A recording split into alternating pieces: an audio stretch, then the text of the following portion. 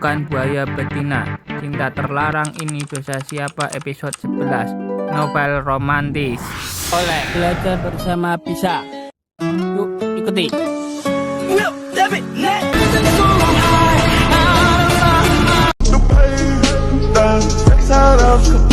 Bukan buaya betina.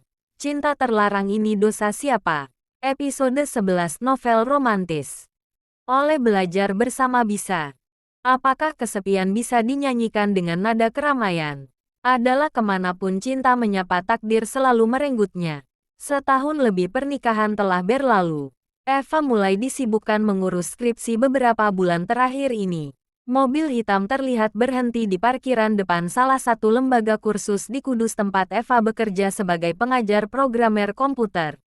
Ia kuliah sambil menyibukkan diri bekerja agar tidak kesepian saat suaminya tidak di rumah. Pulang kok gak kasih kabar, Mas? Sambut Eva setibanya masuk dalam mobil. Rasanya sudah tidak sabar untuk segera sampai di rumah. Cantik banget adek istri siapa sih? Goda Uria setelah mobil kembali melaju di jalan raya. Istri siapa coba? Terlalu beruntung orang yang memilikiku. Tahu kenapa? Karena tidak akan ada wanita sepertiku. Eva tidak mau kalah bersaing dengan suaminya. Gak kebalik tah. Seharusnya adek bersyukur punya suami seperti Mas. Kenapa? Adalah karena aku terlalu berharga untuk dimiliki oleh siapapun. Mas mau kemana? Kok gak pulang ke rumah? Eva kaget karena mobil tidak melaju menuju rumah, melainkan ke arah Semarang. Mau ke surga hahaha. Masa lupa nanti malam adalah hari ulang tahun pernikahan kita. Mas sudah pesan hotel di Semarang. Baju dan perlengkapan sudah ada di bagasi mobil. Mas nyebelin, bikin aku semakin cinta aja. Bodoh, males. Ia lelaki biasa pada umumnya. Ingin jatuh cinta sekali dan menikah sekali seumur hidup. Prinsip tinggal prinsip takdir selalu berkata berbeda. Melankolis dengan harga diri tinggi sudah menjadi wataknya. Merayu wanita, bisa dikatakan ia ahlinya. Itu mungkin karena sewaktu SMA hingga kuliah arsitektur, terlalu banyak gadis yang mengerumuninya. Menurut orang tuanya, Uria laki-laki paling ganteng di dunia. Kalau tidak percaya tanyakan saja pada rumput bergoyang. Biar kata orang Uria berbadan sedikit gagah berkulit sawo setengah putih langsat bukan belang-belang seperti zebra. Kemampuan berpikir Uria mengalahkan mereka yang berbadan besar. Smart. Itulah mungkin kenapa banyak cewek yang mendekati lelaki brengsek itu. Memang awalnya mereka hanya memanfaatkan kecerdasannya, tapi justru mereka yang ia manfaatkan. Setelah memasuki dunia kerja pun, banyak cewek yang suka pada cowok bermata elang itu karena humble dan ada juga yang sengaja memanfaatkan uangnya.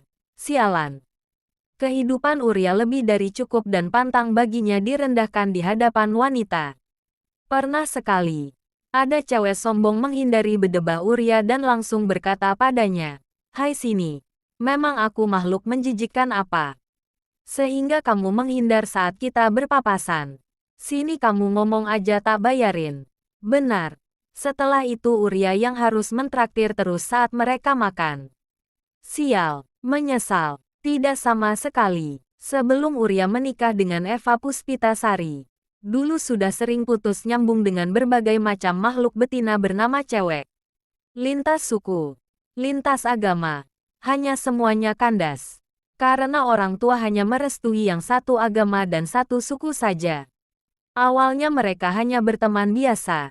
Entah kebetulan atau takdir keduanya baru sama-sama putus. Eva ditinggal nikah pacarnya sedangkan Uria juga sama-sama baru putus karena ceweknya selingkuh. Rasain. Berawal sekedar curhat lama-kelamaan mereka saling jatuh cinta dan menikah. Menikahi Eva karena Uria sudah bosan dengan pacaran. Paling benci namanya dikhianati. Aku belum mandi. Apa masih jauh, Mas? Celetuk Eva setelah beberapa jam mobil itu tiba di kota Semarang. Uria fokus menyetir mobilnya. Mandi adalah tujuan kita sayang. Mandi bersama orang terkasih bisa membersihkan segala keraguan dan kecemasan. Dasar pria nyebelin. Aku juga kangen Mas. Batin Eva dalam hati. Mobil sampai pada hotel yang dipesan. Uria menyelesaikan administrasi dan mereka segera masuk kamar. Senja berganti malam. Bundaran Tugu Muda dihiasi lampu-lampu kota menyala. Kota Semarang di malam hari begitu indah. Sementara dalam kamar hotel Eva menatap suaminya yang melucuti helai demi helai yang dikenakan dengan tatapan intens. Memasuki bathtub dan memposisikan dirinya berada belakangnya. Membersihkan punggung mulus Eva dengan jemarinya yang aktif menari-nari membuat kedua bola matanya terpejam. Menikmati kebersamaan dan merayakan 1 tahun pernikahan mereka hanya terdengar lenguhan melenakan langsung membuat perayaan dimulai. Begitu ramai suara berkecibak di dalam bathtub. Eva meronta-ronta hingga kemudian Uria membalikkan tubuhnya untuk dipuaskan. Mereka menari dan bernyanyi melintasi 9 samudera. Pesta badani surgawi dunia merengkuh pahala nirwana. Waktu terus berlalu. Bulan berganti bulan. Hari berganti hari. Tersebab tuntutan pekerjaan membuat Uria sering meninggalkan Eva di rumah. Padahal Uria berharap Eva mau ikut bersamanya. Suami istri sudah menikah. Mestinya bersama-sama bukan? Biar kata hidup di lubang semut semestinya harus bersama. Tidak peduli saat susah dan senang. Alasan Eva masih kuliah Uria bisa terima. Lantas setelah selesai kuliah pun Eva tetap tidak mau ikut bersamanya malah memilih bekerja di Kudus. Masih ingat janji kita, Deva? Iya, Mas. Bukankah kita udah berjanji? Susah senang bersama, Deva. Sekarang Mas Uria cinta gak sih sama aku? Ya cintalah. Kalau tidak cinta ngapain aku menikahimu? Wanita itu ingin dimengerti. Mas, apa iya Mas gak mau ngalah? Cari kerja di sini kan bisa. Selalu seperti itulah alasan Eva setiap kali Uria ingin hidup bersama selayaknya rumah tangga yang utuh. Tujuan menikah Uria itu ingin agar ada orang yang mau menemaninya. Terlebih sebagai laki-laki normal tentu ada tempat untuk menempatkan hasrat pada tempatnya. Lantas jika istri tidak mau ikut bersama pada siapa lagi?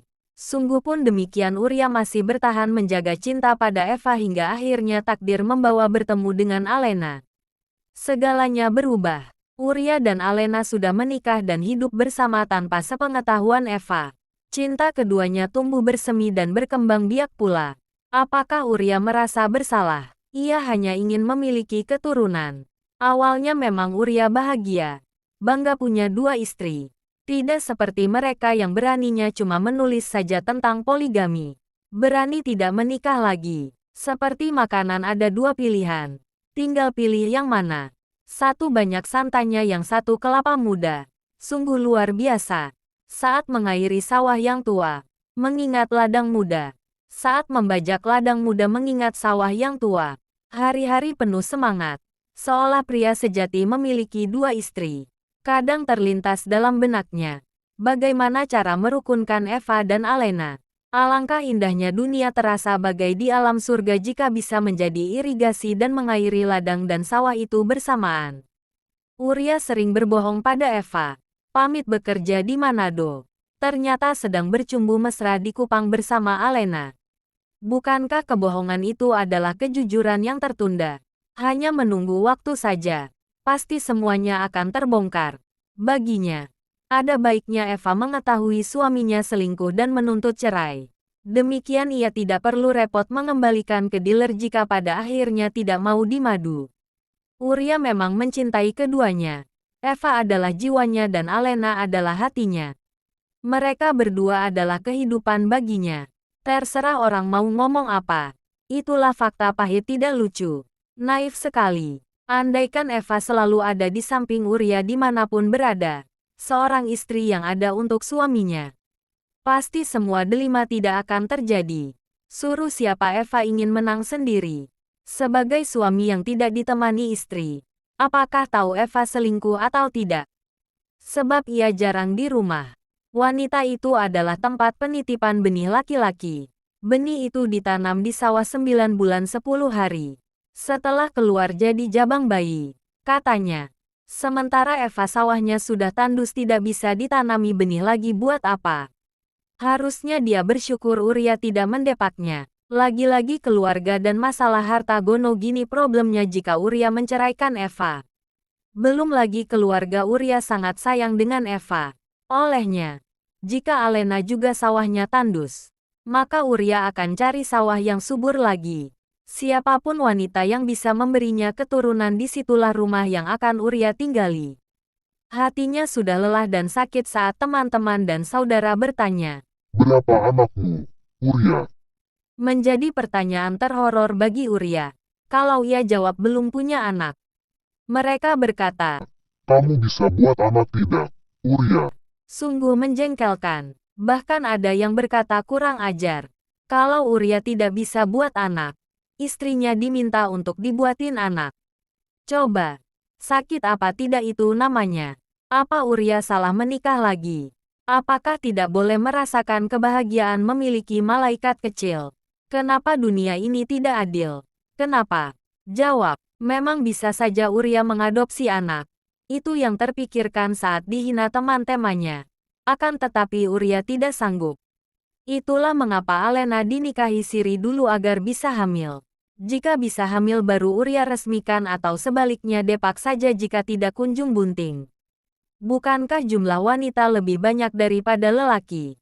Jadi secara matematika, semakin banyak sawah yang ditanami benih, semakin besar peluang untuk Uria memiliki anak. Benar bukan? Uria memang pencinta wanita namun bukan buaya. Karena hanya satu wanita yang bisa memberinya anak, dialah yang akan selalu Uria cinta. Selamanya. Jika bukan anaknya kelak, siapa yang akan mewarisi kekayaan dan perusahaan keluarganya ketika Uria meninggal dunia? Jika masih muda tentu istrinya menikah lagi dengan laki-laki lain. Uria tidak sudi. Bagaimanapun caranya mempunyai keturunan adalah harga mati baginya. Apakah ia akhirnya bisa menemukan perempuan yang bisa hamil? Next episode selanjutnya.